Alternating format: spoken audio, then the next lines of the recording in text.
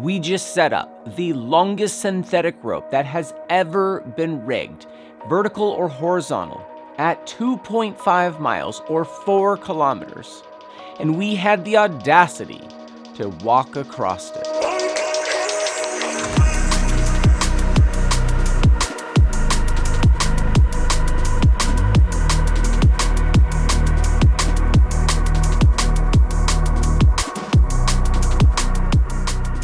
Let's go, baby!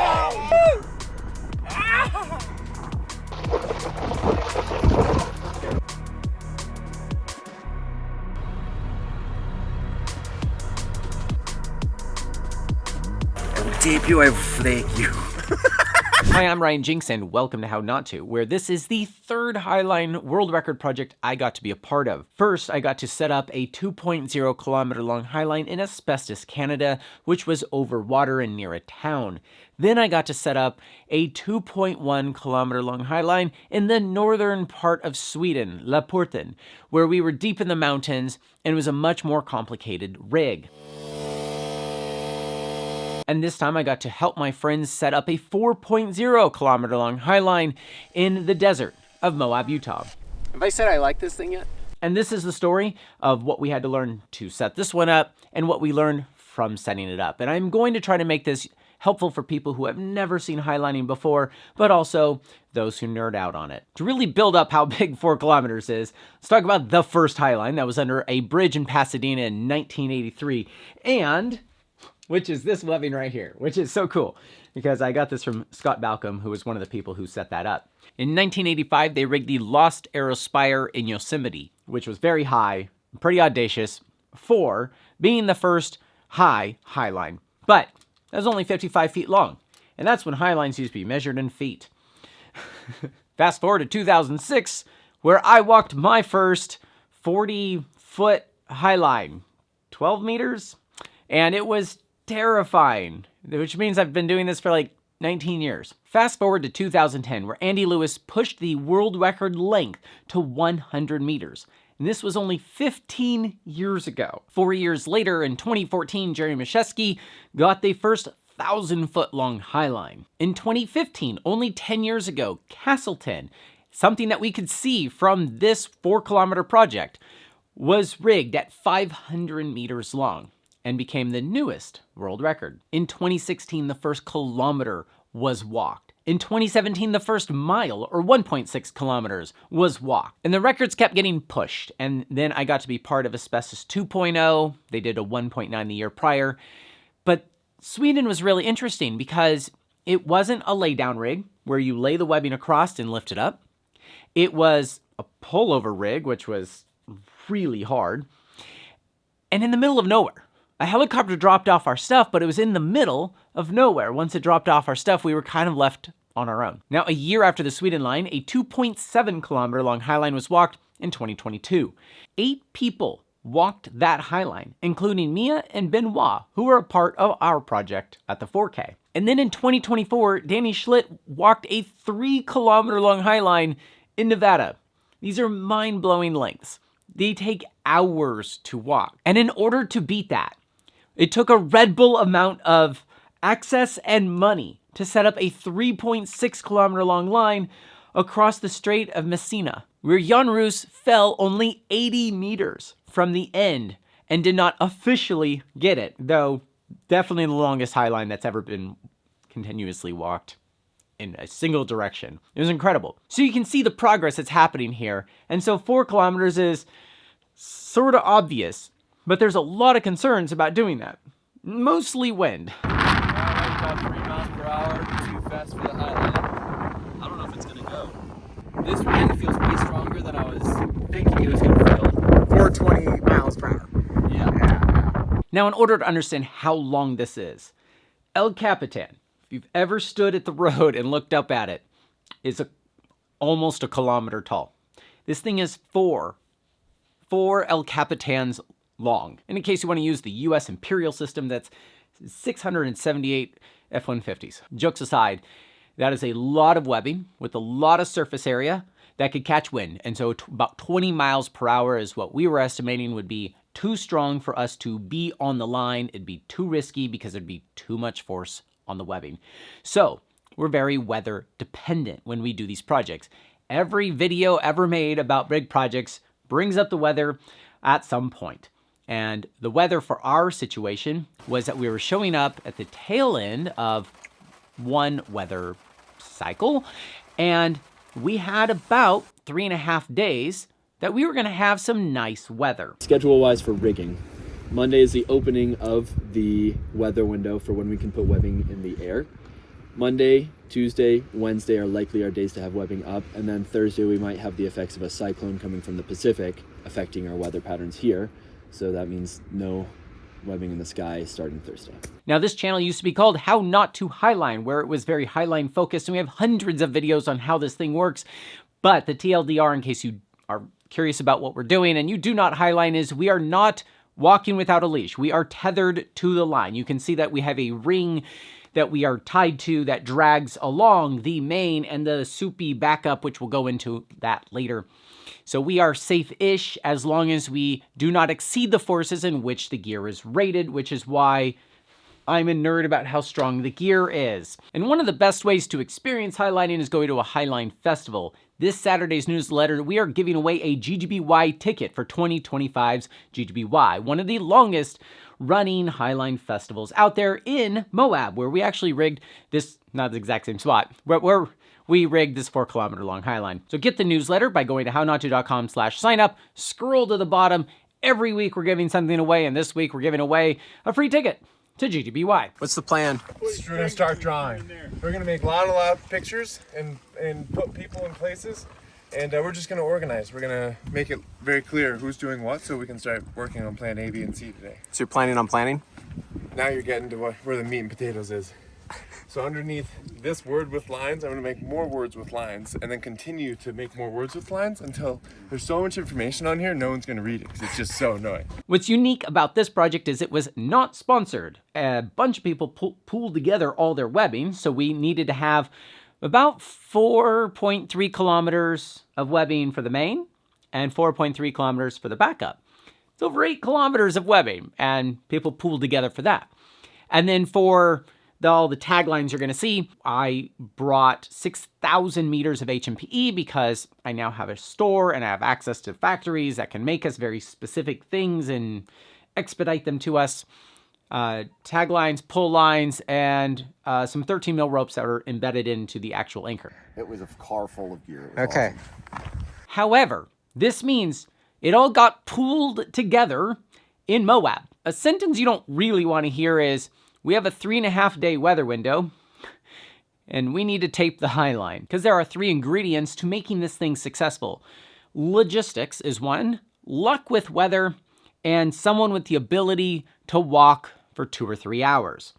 Now, logistics is the only thing you really have control over, or you just invite demigods who somehow walk lines very well. But with the logistics, on each project that I've been on, all 3 world record projects I got to do, the webbing was taped on site. Asbestos made sense. We had the time. We had the weather. Sweden, we did it after we arrived in the vans, and that didn't hose us. It just was a lot of work on the first day, and we got it taped together. That was fine. But on this project, it needed to be perfect because it's so long. Well, I guess there's twice as much of it. But also the goal was to have it perfectly flat, which is really freaking hard. Sunday, I want to finish, we will have to finish all of the webbing prep. We'll have all hands on deck, and then we will move all of the webbing to the anchor to grog it all together at the anchor so we don't introduce any twists. The taping team, they get a gold medal. They taped it perfect. There was no backup section that was tied up against the main, which would make that difficult to walk. You kind of have to have the loosey-goosey backups in order for it to dampen the wiggles to make it more easy to walk. This is what we call a perfect tape. Look at those lines. Nice and parallel, no crosses. Lines up on the back too. We're just about done with this 100 meter segment. Got another 100 meters in the bag.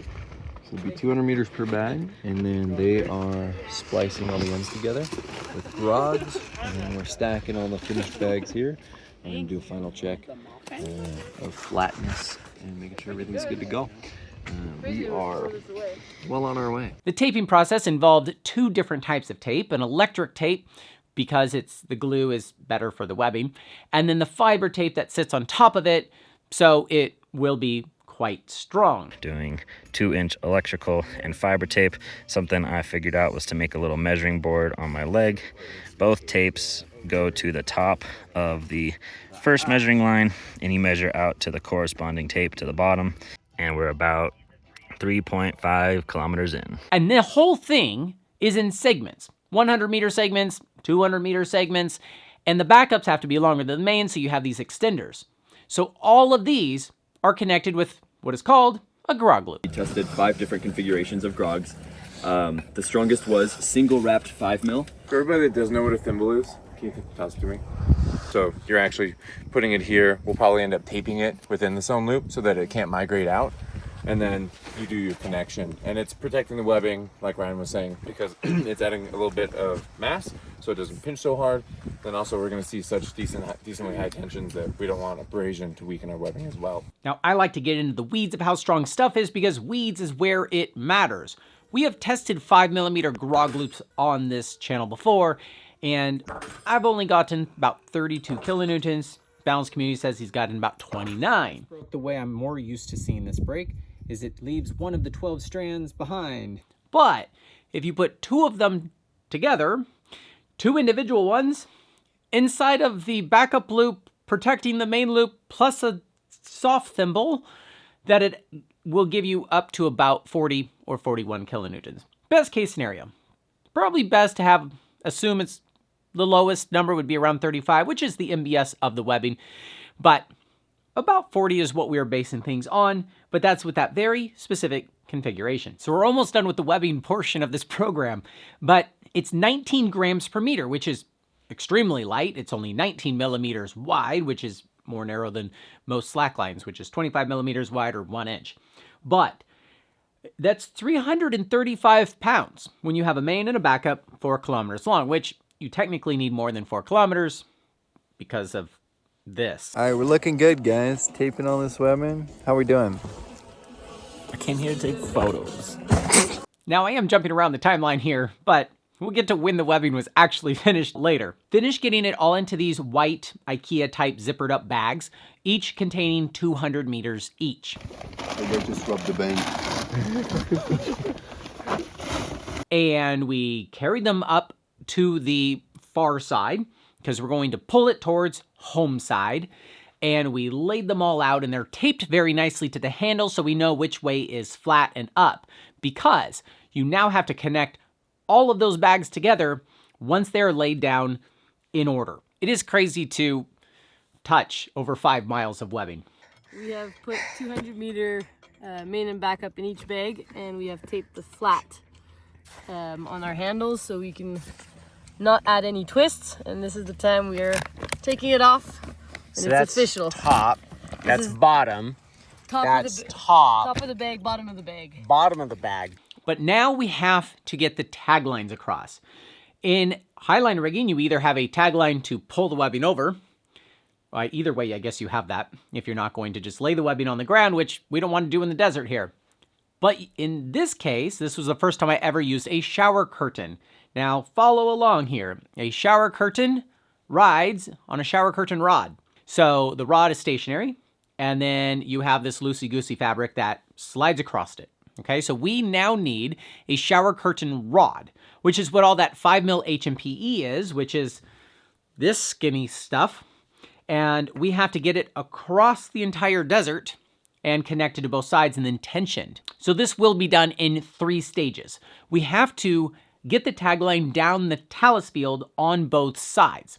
Once that's done, then we have to take it from the base of one talus field to the other base. So we grab a kilometer of HMPE and we head over to the far side. I am tossing this shackle in 5, 4, 3, 2, 1. Wow. I went less far than I thought I was gonna. This is a big line. I gotta go somehow go get it and keep doing that till we can get to the tagline team. What do you have there, bud? We've got like a tenth of the tagline. Yeah. Goes up, I think, to right there. Yeah. That's not even a tenth, is it? Probably not. All right. The rest of the guys are coming up this screen. I guess so. And I have green on this side and black on this side, and we are tagging two things at once. Ooh, that is not nice on my bicep. Looks like this going that way. There's Isaac. There's the anchor. Now that Isaac and I met with the bottom crew, Henry can go back down and anchor what we have from our anchor down to the ground to make a diagonal rope. They do that on both sides, and then they are going to connect them tomorrow morning? Hey, what are you doing? Oh, we're getting stoked for second shift. What's second shift? We got to finish tagging because they laid it across the valley, and we thought we were just going to go from the scree field, talus field, to a ground anchor and then do the middle section tomorrow. But alas, that is not the case. So we're getting fueled up with some beans and rice. We got some cheese. We got a pan that's way too big for this stove, and we're cooking in the back of a Jeep. Yeah. Yeah. Life is good. Hey, why do we have to rig it tonight? What's the problem with it being on the ground? Oh, we don't want rats to chew it. It just takes one nibble through one spot, and if it's half strong enough, that's really bad. If it's not strong enough at all, that wouldn't be the end of the world. We'd see it. Half strong, yeah, half strong would be bad. Half strong's really bad. So if you start it, you got to finish it. Yeah. And it's dark. Now it's dark. We're doing night shift. Oh, okay, night shift. And we are at least fortunate enough to have moonlight. Journal day 64. We've been left out in the desert for months, waiting for humans to come back to find us. No, we're just still tagging. Yeah, they got the zoomies after the talus fields were in the air, and now they walked the material across the desert, and now they're using Brandon's truck to winch it over. Tensioning is happening and I'm not going crazy. No, not yet. We had to add redirections, but we are about to pre-tension now. I'm glad I'm not the only one who's tired. I don't know. When I say that we should bring headlamps, Okay. you're like, we won't need them. We'll bring headlamps in the future. Always, forever. All right, so I can see barely anything on the other side, but I can see Brandon's tail lights, his brake lights. So 2 hours later, I'm feeling pretty useless on the static side. There's nothing I can really do. And so I end up going over to the tension side, and the wheel won't turn. It turns the other wheel, and it's a limited differential, slip differential. And unless you lightly tap the brake or something to trick the differential, it's only going to spin the one wheel. We didn't know that at the time, and so it's not turning, it's not tensioning, and it takes a lot of force and a lot of pulling, because there's a lot of rope out, in order to get that off the ground, which is what we need for everybody to go to bed. So we end up grabbing what the truck was trying to pull and putting the Z2R on it. In the dark with twists. Anchor's way over there. I drove around, by the way, in case you're missing that context. And apparently we just got it off the ground entirely, making the longest rope in the world in the air. How does that make you feel? Really tired. How does that make you feel? Pretty freaking stoked, not gonna lie. Great feeling. Now, the next morning, we naturally get a late start because we went to bed late. And we're trying to tension the shower curtain line. We want to get the curtain rod as high as possible. That way the tagline isn't even supporting its own weight, and then we can So that doesn't have to be tight if we can get this tighter. Correct. Now, the Z2R is not great for pulling in hundreds of meters of stuff over 2 kilonewtons, but we have two options. We're experimenting with his car, and then we're experimenting with his car. So we'll have both systems tested with the 30 meters we're trying to pull out. We have two good options to actually get the van stand to work a little bit better. So we should try it before we crank to crazy high tension on the rod. So what we do have is the limited slip differential. When we were putting both the wheels off the ground, the free wheel with no friction was just free spinning, and it was shunting all of the power, which confused me because the limited slip is supposed to lock when you're having any sort of slippage. In the extreme scenarios, you can get one wheel, like an open diff would, to just completely spin. What we will do to try to compensate for that is use the brakes. By applying the brakes, we're going to create a lot more friction on the free spinning While wheel. you apply the gas. While we apply the gas. Okay. While we apply the gas. And that's going to cause the rear differential to actually lock up. It's apparently a really common procedure that they use for Humvees when they're four-wheel driving off-road and they don't want one wheel to see much more power than the other. They want to slowly crawl. They'll do a little lockup. So we're gonna try that. And now what's nice is the bus did work after we pushed the brake and the gas, and it was starting to move the line. Right before the camera was on, it free spooled off of the capstan, and Brandon was hanging on to literally the entire line. It doesn't matter why, you always have a backup in the system. And that's why you see us managing a backup behind it, which is a canyon descender in this case, to another canyon descender. So it's a double canyon descender, which would apply plenty of friction in case something happened to the capstan. So that system ended up working well, but that only takes us up to about 2 kilonewtons when we need 8 or 10. This is another potential tensioning system where we have the rod, which is across the span, on several redirects, going through Kootenai, up and over an A-frame, redirecting around a tree, going and redirecting around here so we don't destroy any vegetation, into a brake that has a Big fat MPD. big fat MPD on it, and we're hooking it up to a soft shackle. Rope on rope abrasion. A thing that connects to the tail of my car, and we're just gonna pull it straight. We're gonna find out the MBS of this guy. Yeah, it's more so finding out how much my car can pull, because we'll have a direct read on the force. We are currently at 1.45 kilonewtons, and it is holding all of the force right now. Okay, so we are going to pull with the car, but we got to be able to grab on to this 5 mil HMPE. And so we use a combination of Blake's hitches and clutches. We end up getting enough things on there that grab it. Now the thing is, you have to keep them in place while the thing is being tensioned. Yeah, we're good now. You are good to start creeping again. Creeping. So these catch that if other shit goes wrong. It's just a leapfrog of grabby hitches that aren't grabby enough until you have to push them forward. And so by the time we get this whole thing set up, it is the evening of Sunday, which was actually a pretty nice day. Now remember, Monday is the beginning of our weather window, and we are going to be chewing through that if we don't get this thing set up. The curtain rod is currently at 6 kilonewtons. We're most of the way to the tension. We've got an aluminum carabiner on the far side, so we'll keep it at 6. And then before we continue tensioning, we do have to send someone over there. Now remember that taping I was telling you about? All of that was happening on Sunday, and it's not quite done yet, so it's going to carry into Monday. But we need to continue tensioning that shower curtain up to 10 kilonewtons, but before we can do that, Brandon and Isaac had to go to the far side in order to swap out that aluminum carabiner for a steel carabiner. And Brandon was stoked. What appears to have occurred is that there was a lot of steel hanging out in that black bag right there that sat there for the last 2 nights from when they initially made the static side. And for some reason, the curtain got clipped on an aluminum carabiner and then tensioned to 6 kilonewtons, which is great because we figured out a great tensioning system that goes real fast and real strong. But now, because the aluminum carabiner that is in this system, which was next to the bag full of steel, we just have to take it out. So we have the double Blakes, then equalized. This is a whoopee. The whoopee comes to a nice piece of aluminum that's real hunky. And then we have our SMC 5-to-1 with the 3-to-1 on it. I don't think we'll have a problem taking the tension off. It's just gonna be slightly frightening. A few moments later. Slackline Radio 1169420 coming to you on this brisk, lovely morning, ladies and gentlemen. I'd like to let you know we have the curtain tent on the steel, on the soft release, all ready to go for y'all to tension straight up into the sky.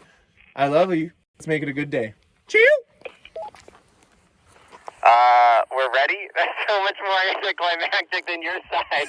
They got it. Yeah, we should do more of that. Yeah.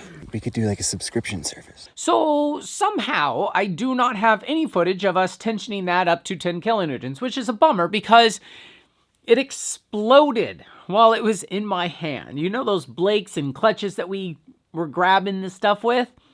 Well, something slipped and the last thing caught it and exploded.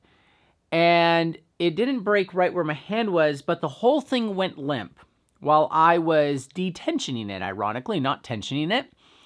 And I thought we lost the whole line. And Anyways, we got the line up to 10 kilonewtons, and it took the rest of Monday. It is now the end of Monday, and we have the webbing taped and the shower curtain tight. We only have 2 days left to walk this thing. I just want evidence that slackliners wake up before noon. Not very often. I think this is a lot of people in a Jeep. All right, so apparently we're all going to the far side. So we can all finish taping and then carry the webbing in and learning how to grog on site. We are tensioning the shower curtain one more time just to get good at it. So the hang frame's like weirdly tilted. So we're trying to get it to be not. God, I love this thing. That's real nice. So Logan tends to the hang frame while I secure down the funny looking sawhorse. This is a webbing release system that is water cooled. And it has to have a lot of water in it to stay cool. We've only got about a half gallon to go. You either spit now or spit later, because otherwise, you gotta do that to keep this thing cool, because webbing is gonna get real hot getting wrapped around that and going out. And now it is topped off. Oh, shit. You got it on my nose. Oh man, I got you real good. I gotta go snot rocket yet again. What do you have there that I can't show on camera? Well, this is my first thing that I want to get a patent for, so I don't want it on camera yet. Okay, what does it do? It's a curtain rod clip. So if you've ever rigged a Highline with a curtain rod, it's an automated clip that'll allow you to just press a button and it drops all the webbing instead of someone having to roll across and unclip from the curtain rod. So the fancy release things are attached to these trolley pulleys. And now that that's all ready, half the team heads back over to the home side so they can pull over the webbing while we release it onto the sawhorse, which is holding some of the friction so we don't have to hold it all with our hands. But we have to keep it flat. I have one job to do, and that is to make sure it's flat, because we're not allowed to have a single twist. Let us know when you're ready for us to pull. We are ready to go. In this entire line. We increase the speed. You let us know what you think. We are officially at 2 kilometers. And you can get 10% off at hownottoo.com/RockyTalkie on Rocky Talk. And when you don't have a 5 watt and you have a Highline this far, please don't talk, because we can't hear you. It's too far. We have now released as much webbing as the last world record as I was on. All right, and wow, that is actually, it's cold. Yeah. We're doing good. Now, every 200 meters, Logan is clipping one of those releasable clips that are on the trolleys to the grog loop so they can be released later, but for right now, they're holding up all of the webbing weight so it's easier to pull in and easier for us to release out. And I have never experienced something going that smoothly during this part of the process of a Highline. So I really liked how the shower curtain, even though it took us 2 days to tension it, I really liked how it performed during this stage. However, once they got the webbing, once they got all of the webbing to them, they were afraid there wouldn't be enough of that type of webbing so they could get the line tight before they actually got to the Silk 99, which is the majority of what we have in the system. Now, just to be clear, the white webbing, you cannot grab. You cannot grab it with any device. You cannot Blake's hitch it. It's only this other webbing that you can grab. And ideally, you would have some on both sides of the Highline. We dealt with this in Sweden as well. We were waiting for the far side to do all the tensioning, and we were sitting on our hands. There was nothing for us to do in that situation, and when we forgot the rings, damn it, you warned us. We couldn't grab the webbing, and we had to actually jam it into the sew and loop tail. It was pretty janky, and if it slipped, there was no way to back it up. But in this case, there's no way for us to grab the webbing on our side because we only have the slippery webbing. If you have enough grabby webbing on both sides, then both teams can tension it out, and we wouldn't have to pull some out and then let some back out in order to give them the exact amount that they would need in order to tension it fully before they ran out of the grabby webbing. Now, we lost quite a few hours to pulling some webbing out, giving them some webbing back, and we were not able to fully tension the line that night. And it went so late that by the time that Logan got to push that button that would release all of those hooks, Whoa, something happened. I'm going to press it a bunch of times. That either the battery was dead or the range wasn't enough or a combination of both, to where that night we didn't know if it fully released. And now it's Wednesday morning, the final day of our weather window. And we discover that the clips did not release. Only some of them released, which is pretty cool that the concept works, but we did not have a remote on both sides. We ran out of time on the batteries because the batteries only last so long. So now we have to go with the OG system, which is to slide across and to unclip it, which will be very exciting for anybody doing this because when they unclip it, the Highline and the shower curtain are going to spread apart quickly. And you are going to get a free rope swing every time you do that. In this bag is 200 meters of 5mm HMPE that we are pre-prepping in case somebody needs to be rescued. And this is going to be a splice eye that's going to get clipped to the rings.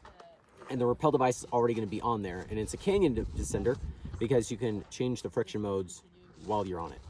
Because we can have it pre-locked off, he'll clip off to it, and then he'll be able to take off some of the arms until he hopefully doesn't come down too fast. The reason we do this is because trying to pull people back to anchors if they're anywhere near the middle would be too long. And we need people to be able to get off quickly. For example, like when Caleb slides out to the middle to unclip all of these clips, he needs to then get off of the line. It's too much work for him to go back. Now, to be able to pull up the rescue rappel line, they had a 1mm spool of H&P on them that is comfortable enough to carry while they are on the line. This is really cool. The reason I have to keep in the backpack in case he, well, come with me. In case he blows away, he is now over here. Because he could blow back and forth this huge distance. There are the plastic things. And a radio. Plastic things and a radio. Okay, I got it! This is 1mm HMPE. We love HMPE. That's the Highline, that's Caleb, and that's the rescue. That makes me feel better, man. I'm so glad you have water. Dude, you just rappelled off a 4K. All right, give it slack, man, because if it blows up, you're still attached. What? I know, that's why you had to be like... Oh my gosh, I'm still Yeah, come still sitting. Hey, you're rappelling so far, bro. Oh my gosh. More. Take a wrap off. 2 kilometers of freaking sliding. That was nuts. Gosh. Yeah, you melted the dye off of. Yeah. It was sizzling every time I would squirt water on it. It was just. Now that Caleb slid to the middle and cleared off half of the clips, it was Benoit's turn to start from the other side and clear off the other clips. Now, there weren't as many, and so he decided to start walking the line. Whoa, dude! I could hear it! Officially rigged. Officially. No obstructions. From here to there. Woohoo! It had 8 or 9 kilonewtons with no one on it, and it had 11 or 12 with someone on it, with essentially no wind. And now, Benoit was sometimes hard to understand him, especially through radio. He's like, see if you can keep up. And I was like, what do you mean? I'm on the ground. So cool. He's so fast.